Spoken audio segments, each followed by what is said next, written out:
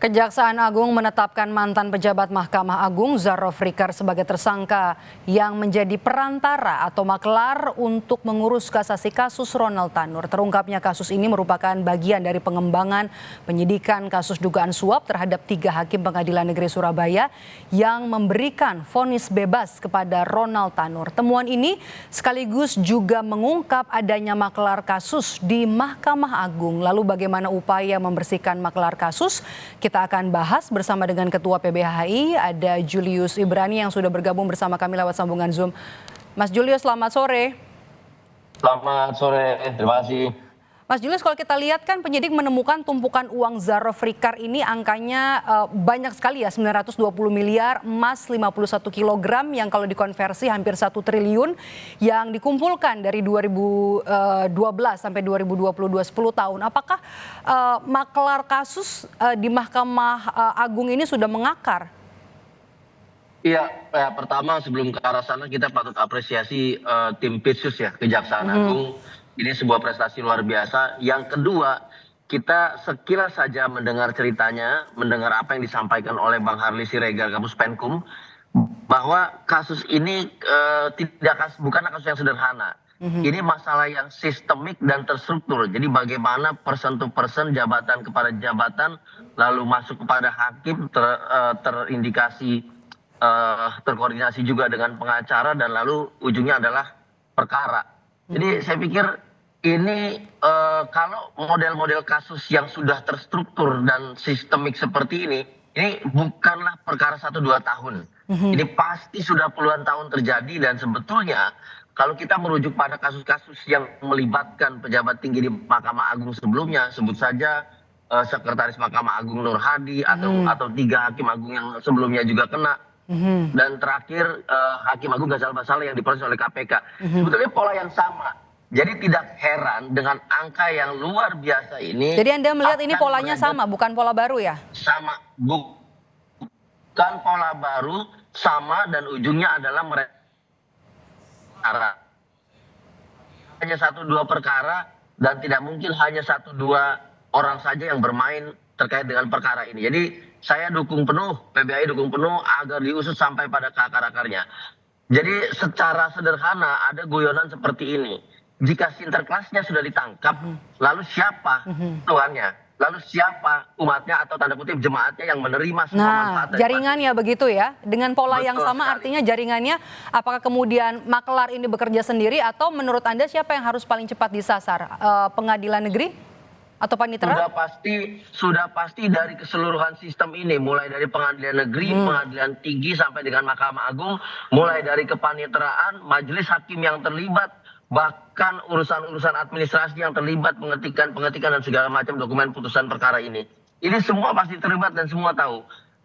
Ini FYI saja, saya seorang praktisi yang sudah puluhan tahun bolak-balik ke pengadilan. Cerita-cerita seperti ini, nama-nama yang disebutkan seperti ini sudah puluhan tahun terdengar. Dan mereka-mereka ini termasuk 3 orang yang oknum hakim yang baru saja ditangkap oleh Pitsus Kejaksaan Agung, itu sudah beredar namanya di mana-mana bahwa mereka rajin main perkara dan segala macam. Itu gosip yang sering terdengar, tapi sayangnya hanya bisa dibuktikan lewat kejanggalan-kejanggalan putusan yang dihasilkan.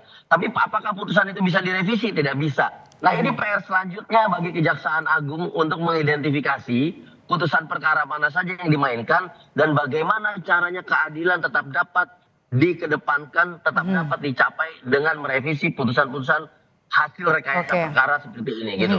Oke, masa maklar jual beli perkara ini menurut Anda apakah hanya berhenti nanti mengusut sumber dana dari pengacara atau ada di atas sebenarnya sumber dana lain?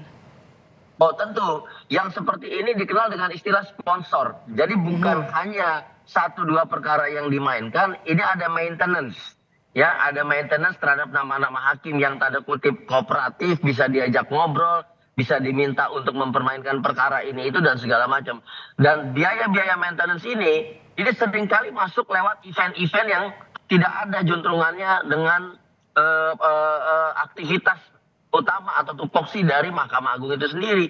Makanya sejak tahun 2000 awal ramai istilah soal golf, soal tenis dan segala macam. Pintu-pintunya selalu banyak dan dibuat layer sehingga tidak dapat dicurigai bahwa terjadi aliran-aliran dana kepada pihak-pihak tertentu. Tapi ini PR Kejaksaan Agung dan sebetulnya PR KPK juga yang baru saja menjalankan proses revisi supaya KPK bangun dan tidak tidur gitu. Oke, Mas Julius, terakhir satu lagi, ini kan yang dijual beli adalah perkara vonis gitu ya, memastikan bahwa Ronald Tanur ini tetap divonis bebas di tingkat yang terakhir sekalipun. Bagaimana kemudian nasib vonis bebas terhadap Ronald Tanur menurut Anda? Akan ada pengadilan ulang atau seperti apa? Kami mendengar bahwa pertanggal 22 Oktober kemarin, vonis bebas terhadap Ronald Tanur telah diputus oleh Majelis Kasasi Mahkamah Agung dan dinyatakan bersalah. Ya. Termasuk juga putusannya 5 tahun ya? Betul sekali. Kami juga yakin bahwa ini juga akibat dari gerakan-gerakan clandestine yang dilakukan oleh mungkin dari Jamintel Kejaksaan Agung, bekerja sama dengan Jampitsus dan segala macamnya, yang bisa mengungkap bahwa mereka ini sedang bergerak memberesi perkara. Karena tujuan utamanya sebetulnya adalah memberesi perkara. Dan ini kemudian bisa mengubah konstelasi majelis hakim untuk memutuskan perkara. Kan tujuannya seperti itu. Artinya apa? Artinya bisa dipengaruhi oleh penegakan hukum lewat pemberantasan korupsi. Tapi kita tunggu nanti lanjutannya seperti apa gitu. Demi keadilan bagi korban dan juga bersih-bersih lanjutan dari Kejaksaan Agung terhadap kasus jual beli perkara di Mahkamah Agung. Terima kasih Mas Julius Ibrani, Ketua PBHI sudah bergabung bersama kami di Kompas Petang hari ini.